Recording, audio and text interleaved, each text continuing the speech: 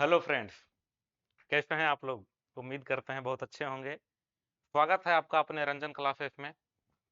आइए हम लोग समझते हैं जो पिछला सेशन था हम लोग का, वो संविधान सभा की हम लोग बैठक देख रहे थे, है ना? तो थोड़ा सा रिकॉल कर लेते हैं कि संविधान सभा की बैठक में हम लोगों ने क्या देखा था। तो हम लोग संविधान सभा की बैठक में देखे थे कि 9 दिसंबर 1946 को पहली बैठक स्टार्ट होती है दिल्ली में, है ना? तो 211 लोग ही भाग ले पाते हैं, जिसमें 10 महिलाएं शामिल होती है। बैठक का आमंत्रण ये जो संविधान सभा के सचिव थे एच बी अयंगर, इन्होंने दिया था। अध्यक्ष की अगर बात करें तो अस्थायी रूप से सच्चिदानंद सिन्हा को बनाया गया था। जेबी कृपलानी पहली बार प्रस्ताव दी थी इनकी, क्योंकि ये सबसे वरीय सदस्य थे। और फ्रांस में जब असेंबली बनी थी, फ्रांस में जब संविधान सभा बनी थी पहली बार सन 1789 में, तब भी वहां सबसे वरीय सदस्य को बनाया गया था, तो उसी के आधार पर इनको बनाया गया था, है ना? उसका 11 दिसंबर 1946 को अस्थायी अध्यक्ष के रूप में डॉक्टर राजेंद्र प्रसाद निर्वाचित होते हैं। उपाध्यक्ष के रूप में एच पी मुखर्जी और वीटी कृष्णमाचारी होते हैं। ये बहुत ध्यान रखिएगा, वीटी कृष्णमाचारी हैं, ठीक है, टीटी नहीं है। एक टीटी कृष्णमाचारी आएंगे आज, ठीक है। शपथ इन्होंने 25 जनवरी 1947 को ली थी। फिर हम लोगों ने देखा था कि प्रसन्ना रेकूट जो थे, जो उस टाइम बंगाल में थे, उनकी मृत्यु इसी दिन 9 दिसंबर 1946 को ही हो गई थी, जिस कारण से प्रथम बैठक को शोक की बैठक भी कही जाती है, ठीक है। 13 दिसंबर 1946 को जवाहरलाल नेहरू के द्वारा उद्देशिका प्रस्ताव प्रस्तुत किया गया था, बाद में चल के वही प्रस्तावना बना, ठीक है। प्रस्तावना 22 जनवरी 1947 को बना, ठीक है। आगे देखते हैं। तो आगे हम लोगों ने देखा महिला की स्थिति के बारे में। तो जो संविधान सभा थी उसमें कुल 15 महिला थी। प्रथम बैठक में 10 शामिल हुई, अंतिम बैठक में 8। अगर बात करते हैं कि एकमात्र मुस्लिम महिला, तो बेगम एजाज रसूल थी, जो कि संयुक्त प्रांत से आती थी, वर्तमान में यूपी है वो। एकमात्र एससी महिला की बात करते हैं तो दक्षायुनी बेलायुधन थी, जो कि मद्रास से आती है। एकमात्र मनोनीत या देसी रियासत से जो महिला आई थी, उनका नाम एनी मस्करनी था, और वो केरल यानी उस टाइम के त्रावणकोर से आई थी, ठीक है। तो हम लोगों ने ये सारी चीजें देखा था। फिर हम लोगों ने देखा था कि जो विभाजन हुआ संविधान सभा का, तो विभाजन के बाद में क्या स्थिति रही। तो भारत को 299 सीट मिला 389 में से, और पाकिस्तान को 90 मिला। भारत का 299 में से 229 इलेक्टेड थे, निर्वाचित थे, और 70 मनोनीत थे, ठीक है, नॉमिनेटेड वाले थे। ये मतलब वही राजा रजवाड़े क्षेत्र से थे। इस 229 में से 226 जो थे वो ब्रिटिश प्रांत को दिए गए, और 3 सीट कमिश्नरी को दिए गए थे, अजमेर, कुर्ग और दिल्ली, ठीक है। ए सी डी, और बी तो वहां बलूचिस्तान चला गया, ठीक है। तो हम लोगों ने यहां तक देखा था। इसी क्रम में हम लोगों ने कहा था कि आगे देखेंगे संविधान सभा की समितियां। जो संविधान सभा थी, इसके जो समिति बनाए गए थे, ठीक है। तो संविधान सभा की समितियां, अच्छा एक चीज इसमें इंक्लूड कर सकते हैं, देखिए हम लोग, अच्छा डेट वाइज है तो उसको देख लेंगे, फिलहाल समितियां को ही देखते हैं। तो संविधान सभा की समितियां, संविधान सभा की समितियां, संविधान सभा की समितियां, मुझे लगता है विजिबल होगा। मैं थोड़ा सा पेन को मोटा कर लेता हूं, ऐसे भी मेरे हिसाब से विजिबल ही होगा, पर ठीक है। तो संविधान सभा की कुछ समितियां थी, जिसमें से सबसे फेमस अगर समिति की बात करें तो प्रारूप समिति थी। क्यों? क्योंकि ड्राफ्ट ही तो इंपॉर्टेंट था। अगर एक बार ड्राफ्ट बनकर तैयार हो गया तो फिर चीजें हो जाएगी, ठीक है। उसमें शब्द ही तो ऊपर नीचे करने हैं। तो सबसे जो इंपॉर्टेंट था वो था प्रारूप समिति, है ना। तो हेडिंग देंगे समितियां में सबसे ऊपर प्रारूप समिति, ठीक है। सीरियल वाइज लिख के मत दीजिए, प्रारूप समिति, प्रारूप समिति, ठीक है। अब ये जो प्रारूप समिति थी, इसकी गठन की अगर बात करते हैं तो इसकी गठन होती है 29 अगस्त 1947 को, यानी देश आजादी के बाद, ठीक है।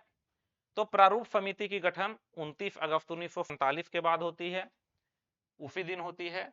और अगर इसकी सदस्य की बात करें कि इसमें सदस्य कुल कितने थे, तो इसमें सदस्य की संख्या 7 थी, ठीक है। अब ये जो 7 सदस्य थे ना, ये बड़ा इंपॉर्टेंट है। अगर आप किसी पीसीएस का एग्जाम देने जा रहे हैं या अच्छे लेवल का एग्जाम देने जाएंगे, तो निश्चित रूप से इससे सारे कैंडिडेट का नाम पूछ लेता है, ठीक है। कौन प्रारूप समिति के सदस्य नहीं थे, और 3 इसमें से ऑप्शन रहेगा और एक कोई अदर रहेंगे, ठीक है। तो अच्छे लेवल के एग्जाम में ये पूछ लेगा। अगर आप कभी भी लेवल 1 के एग्जाम में शामिल होते हैं, 2 के एग्जाम में शामिल होते हैं, तो अगर 4th ग्रेड वगैरह के एग्जाम में शामिल जब भी आप होंगे, तो उस लेवल पे भी आपसे यहाँ पे क्वेश्चन आता है, तब ज्यादा संभावना अध्यक्ष पूछ लेगा कि इसके अध्यक्ष कौन थे, इसकी संख्या कितनी थी, इसकी गठन कब हुई, ये सारी बातें पूछी जाती है। ठीक है, तो हम लोग एक बार इसकी सदस्य को देख लेते हैं। इसमें जो सदस्य थे उसमें से सबसे आगे थे डॉक्टर भीमराव अंबेडकर। कौन थे? डॉक्टर भीमराव अंबेडकर। अंबेडकर, और यही इसके अध्यक्ष थे। ये जो समिति थी इसके अध्यक्ष कौन थे? डॉक्टर भीमराव अंबेडकर। ठीक है, इनके अलावा थे गोपाल स्वामी, गोपाल स्वामी आयंगर। आयंगर, देखिए ध्यान रखना है, कंफ्यूज नहीं करना है। ठीक है, यहां देखिए जो संविधान सभा की बैठक बुलाए थे, जो संविधान सभा के सचिव थे, उसका उनका नाम एच.बी. आयंगर था। ठीक है, और अभी जो हम लोग देख रहे हैं, प्रारूप समिति के सदस्य के रूप में, तो इनका नाम गोपाल स्वामी आयंगर है। एकदम कंफ्यूज नहीं करना है। ठीक है, 3 नंबर में देखते हैं तो कृष्ण स्वामी अय्यर। जैसे आपको याद रहेगा उसी सीक्वेंस में हम लिख भी रहे हैं, याद करवा देंगे अभी। कृष्ण स्वामी अय्यर। ठीक है, एक थे के.एम. मुंशी, के.एम. मुंशी। ठीक है, एक थे सैयद मोहम्मद फादुल्ला। फादुल्ला। ठीक है, एक थे बीएल, इनका क्या नाम था? बीएल मित्र। ठीक है, और एक थे डीपी खेतान। क्या नाम था इनका? डीपी खेतान। अब समझिएगा, ये जो 7 सदस्य थे, पहले इनका नाम हम लोग ढंग से याद करते हैं। ठीक है, भीमराव अंबेडकर के नाम तो आपको याद ही होगी। एक आयंगर हैं, एक अय्यर हैं। ये गोपाल स्वामी आयंगर हैं और ये कृष्ण स्वामी अय्यर है। अगर आप हिंदू रिलीजन से हैं तो गोपाल और कृष्ण समझ ही रहे होंगे। अदर रिलीजन वाले भी इतनी फेमस ये नाम है कि आप लोग समझ रहे होंगे। तो इसको याद रखना, थोड़ा वहां पे रिलेट कीजिएगा तो आसान होगा। गोपाल बच्चा में नाम था तो पहले गोपाल को याद रखेंगे, आयंगर, और इधर कृष्ण स्वामी थोड़ा बड़ा में नाम हुआ तो इधर छोटा हो गया, कृष्ण स्वामी अय्यर। मतलब याद रखने का एक टेक्निक है, याद रखेंगे इसको। तो भीमराव अंबेडकर, गोपाल स्वामी अयंगर, कृष्ण स्वामी अय्यर। एक के.एम. मुंशी, एक मुंशी जी भी थे, और ये एकमात्र नेता थे इसमें प्रारूप समिति में जो कांग्रेसी थे। ऐसे करते हैं और लिख देते हैं, क्या हो गया ये? ठीक है, इसको लिख देते हैं एकमात्र कांग्रेसी।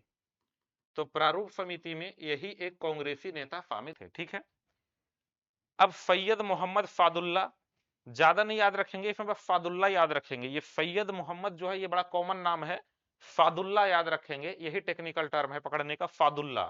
ठीक है, जैसे आपको याद होता है ये साधु से याद रखिए, जैसे भी याद रखिए, ये फादुल्ला इंपॉर्टेंट है। इधर भूल भी जाइए तो काम चलेगा ऑब्जेक्टिव में। ठीक है, ये एकमात्र मुस्लिम थे जो कि इस कमेटी में थे,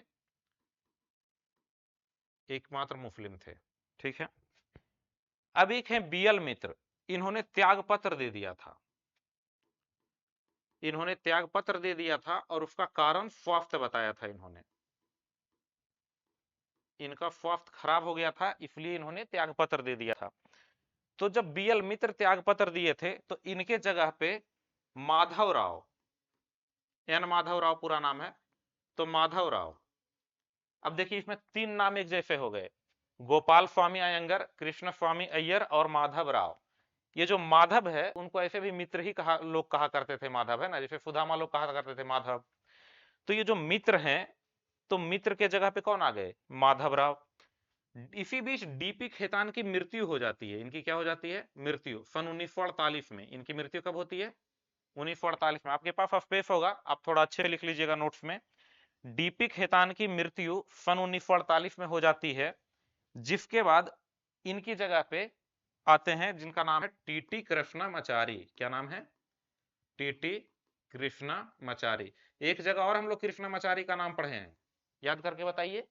संविधान सभा के अस्थायी उपाध्यक्ष जो थे वो बीटी कृष्णामाचारी थे, और यहाँ टीटी कृष्णामाचारी हैं, तो बहुत क्रिस्टल क्लियर रहिएगा।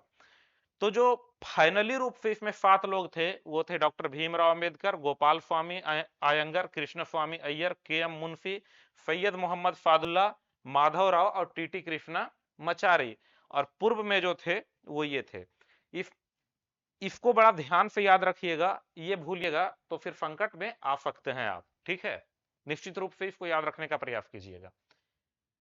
अब थोड़ा सा ये प्रारूप समिति ने क्या काम किया जिसको समझते हैं।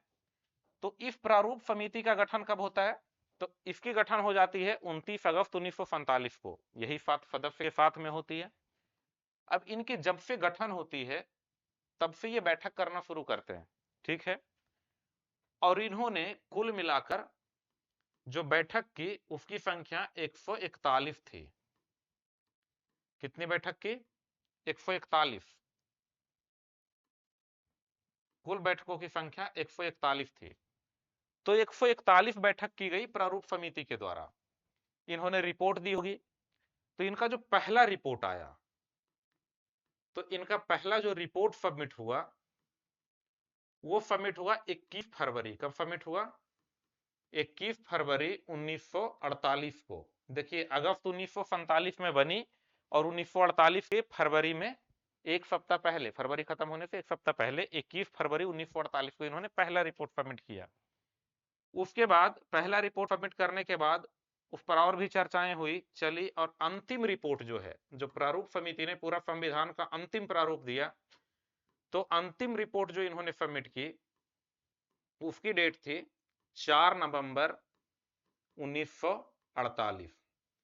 और ये 4 नवंबर 1948 को जैसे ही रिपोर्ट सबमिट की तो संविधान फाइनली रूप से प्रारूप में ड्राफ्ट में बन गया। तो अब जो ड्राफ्ट में कोई चीज को सेव करते हैं तो एक फाइनल ही कॉपी होती है लगभग, जो अब आम लोगों की चर्चा के लिए जाएगी।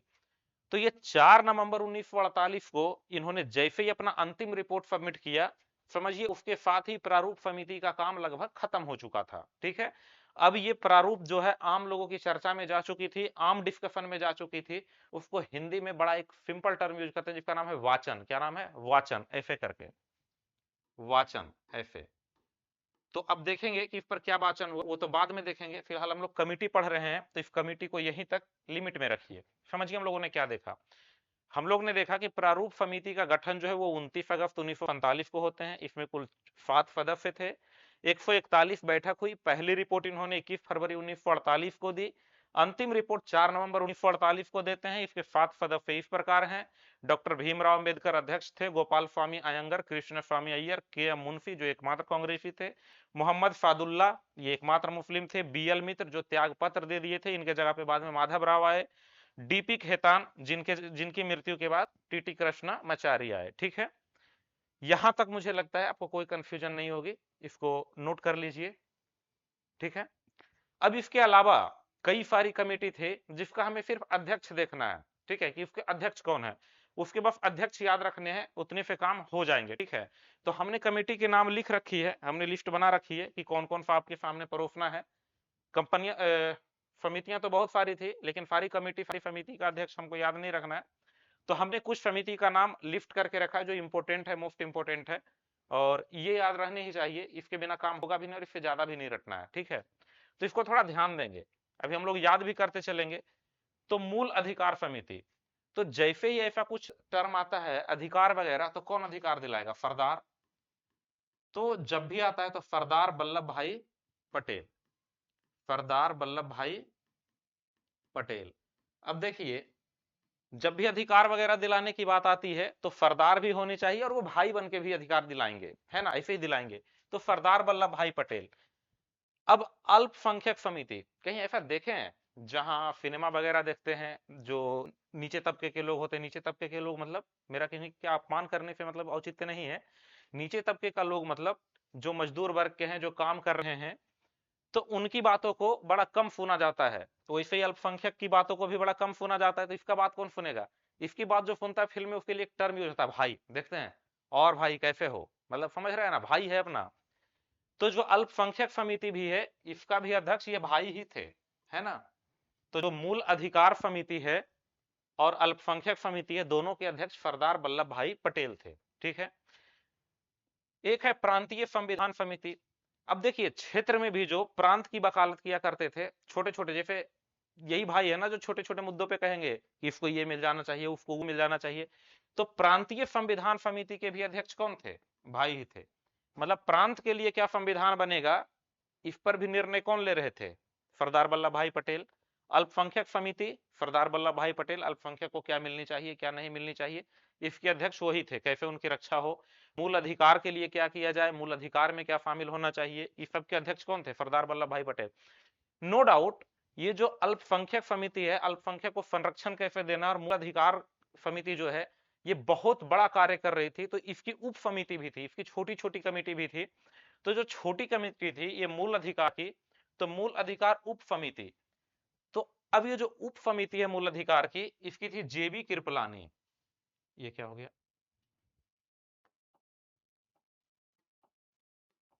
ठीक है, ये थी जेबी कृपलानी। कृपलानी, अच्छा, जेबी कृपलानी। ठीक है। इसको कैसे याद रखेंगे? तो इसको ऐसे याद रखेंगे कि मूल अधिकार जो इसका संरक्षण दे रहे थे, वो भाई तो दे ही रहे थे मूल अधिकार का संरक्षण, लेकिन अगर वो नहीं दे पाते थे तो हम लोग मंदिर जाते थे कृपा मांगने के लिए, तो कृपलानी। ठीक है, मूल अधिकार के लिए कृपलानी। और अल्पसंख्यक की जो उप समिति थे, जो वहां सरदार वल्लभ भाई पटेल ही थे, तो यहाँ पे जो अल्पसंख्यक उप समिति थे उनका नाम था एचपी मुखर्जी। एचपी मुखर्जी। ठीक है, इसको भी आप थोड़ा ध्यान में रख सकते हैं, कोई मतलब भड़काऊ बयान में नहीं दे रहा हूं, लेकिन समझिए अल्पसंख्यक लोगों का क्या कहना होता है, मेरी बातों को अब नहीं सुना जाएगा, मारो। आप देखिएगा जब छोटा समूह कोई भी रहता है और उसकी बातों को नहीं सुना जाता तो वो हिंसा पे उतारू होने के लिए तत्पर रहता है हमेशा।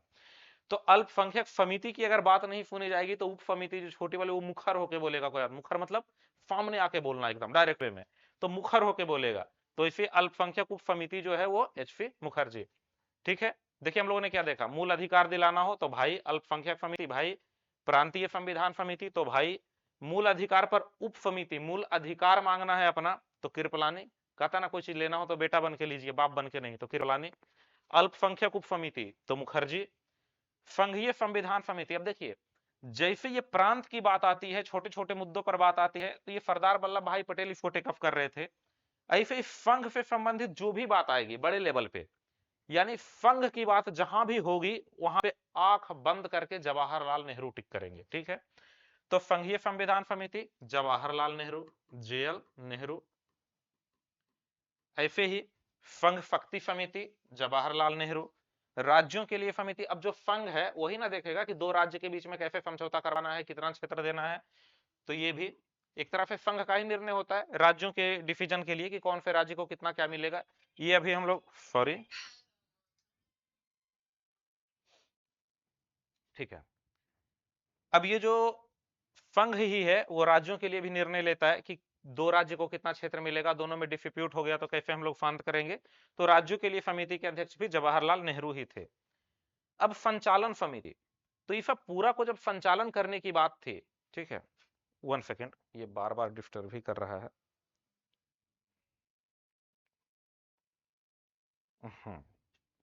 ओके, अब ये जो संचालन समिति है मित्र, तो संचालन समिति ये थे डॉक्टर राजेंद्र प्रसाद। कौन थे? डॉक्टर राजेंद्र प्रसाद। डॉक्टर राजेंद्र प्रसाद, ये क्या है? तो कैसे संचालित होगी संविधान सभा, है ना, पूरी संविधान सभा का जो अलग अलग समिति है वो कैसे संचालित होगी, किसका कितना काम होगा, ये सब कौन देख रहे थे? डॉक्टर राजेंद्र प्रसाद।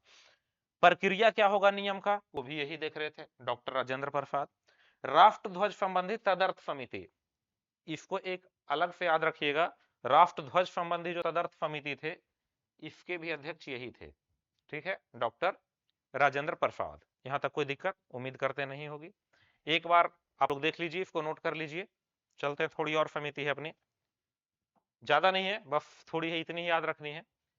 अब कार्यों संबंधी समिति, तो काम कौन करेगा? करेगा कौन, छोड़िए, करवाएगा कौन? मुंशी। कौन करवाएंगे? मुंशी। तो केएम मुंफी। तो कार्यों संबंधी समिति थे, उनके अध्यक्ष के एम मुंफी थे। एक था फदन समिति, ठीक है। तो फदन, फदन में क्या हाल होता है, लात जूता घूफा चलते रहता है आजकल, देखबे करते हैं। तो जो फदन समिति है, मैया रे मैया, क्या नाम है, मैया रे मैया, पट्टाभी सीता रमैया, क्या नाम है, पट्टाभी, अरे कैसे लिख दिए, देखिए, पट्टाभी सीतार मैया, इनका नाम था पट्टाभी सीतार मैया, ठीक है। उसके बाद में मुख्य आयुक्तों के प्रांतों के लिए, अब जो मुख्य आयुक्त हैं, है ना, कमिश्नर जो हैं, तो इनके लिए भी जो प्रांतों के लिए समिति थी वो यही, उसके अध्यक्ष यही थे, पट्टाभी सीतारमैया, ठीक है। आगे देखते हैं सर्वोच्च न्यायालय के तदर्थ समिति। तो इनका जो नाम था, इनका नाम था वरदाचारी, क्या नाम था, वरदाचारी, एफ वरदाचारी, है ना, एफ वरदाचारी। ये सर्वोच्च न्यायालय के लिए जो तदर्थ समिति थी उसके हेड थे एफ वरदाचारी। अब नागरिकता पर जो तदर्थ समिति थी इसके भी हेड ही थे एफ वरदाचारी, ये वर्दा है, यही थे। तो सर्वोच्च न्यायालय के लिए बोले या नागरिकता के लिए बोले एफ वरदाचारी, मुख्य आयुक्त या सदन के लिए बोले तो पट्टाभी सीतारमैया, कार्य संबंधी बोले तो के एम मुंशी, ठीक है।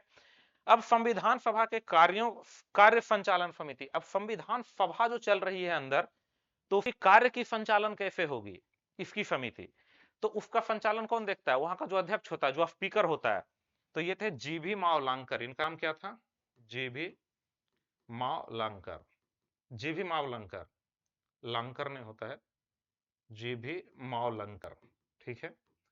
तो ये जीबी मावलंकर थे, इनका पूरा नाम अगर देखिएगा तो ये गणेश वासुदेव है, गणेश वासुदेव, गणेश वासुदेव मावलंकर, ठीक है। तो इनका पूरा नाम गणेश वासुदेव मावलंकर था और यही फर्स्ट स्पीकर थे, ठीक है। तो फर्स्ट स्पीकर भी यही हुए। यहां तक कोई दिक्कत, मुझे नहीं लगता कोई दिक्कत होगी। ये जो एफ वरदाचारी हैं, इनके बारे में एक बात लिख लीजिएगा कि ये संविधान सभा के सदस्य नहीं थे, ये संविधान सभा के